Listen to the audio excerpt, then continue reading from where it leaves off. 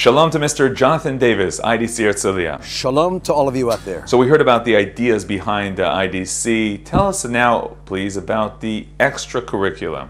Well, now that we've discussed the philosophy of the place, it really is a good idea to discuss a very other important aspect of IDC Herzliya.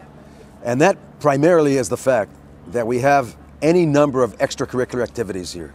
The beauty of being at this university is that any great, let's say, New England private college has a similar amount of extracurricular activities to what we have.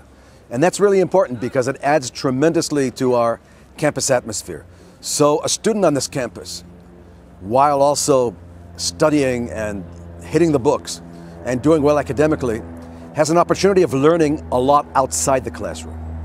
And where you can learn outside the classroom and also mingle with many veteran Israelis here, together with the students from all of these 86 different countries, is simple things. For example, you could be in the dance troupe, or you could be in the choir, or you could be in the drama club. You can be in the ambassadors club and learn a lot of issues about Israel and how to make the case for Israel overseas. Or you could be in the Zell entrepreneurship program, learning to be an entrepreneur.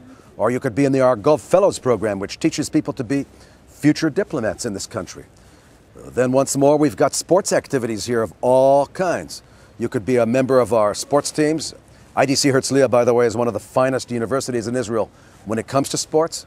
And so you could be a member of one of our sports teams. We also have intramural sports. We also, by the way, explore the length and breadth of this country. We hike this country, daytime, nighttime. We climb mountains in this country. We've got a mountain biking club at this university.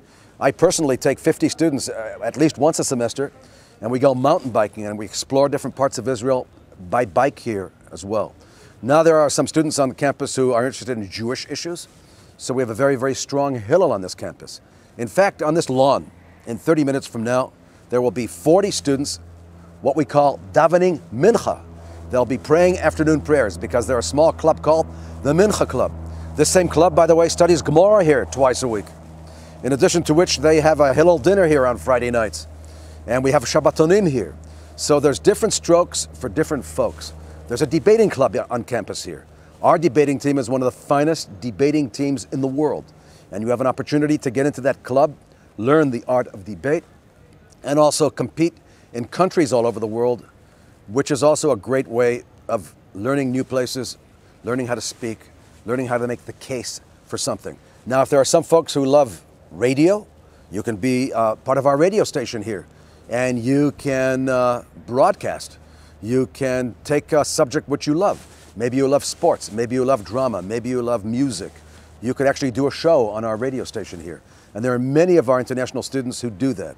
And those are just some of the intramural programs which we have here on this campus. So you mentioned that they tour the land. What can you tell us about their responses? Well, the best way to explore the land of Israel really is to walk the land of Israel or bike the land of Israel. And while walking or biking or running, or however you want to explore the land of Israel, you have someone who also explains to you what happened here 3,000 years ago. So it's more interesting than running in Manhattan, more interesting than running in Paris, more interesting than running in Berlin, or even in Johannesburg, or even in Melbourne. Because we can say to someone when they're running here or biking here, hey, something really interesting happened here 3,000 years ago. I wonder what happened 3,000 years ago in some of those other cities. So that's a very interesting way of combining the homeland of the Jews, the Holy Land, and our very interesting Jewish history here, together with what happens on the ground. And this also helps in terms of the mission of Hasbara, of PR, good PR for Israel?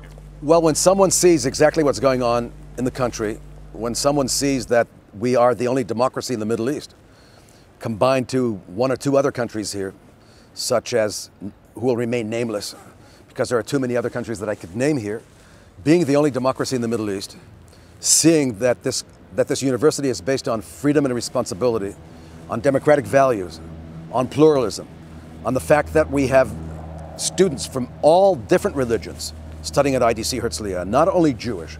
It's mainly Jewish, but there are students from other religions who study here as well. And we believe in tolerance. We believe in learning from each other. And that's a very, very important statement, especially in a place like the Middle East. So once you learn the history of the Middle East, and you learn that it's also imbued with democracy, and freedom of speech and freedom of expression and academic freedom, if you ever want to talk about Israel someplace around the world, it's pretty easy to make a comparative research on how we are as combined with some other regions in this place called the Middle East. Jonathan Davis, IDC Herzliya, thank you very much for joining us. Thank you very much, Yoni. It's always a pleasure being on live together with you. Indeed.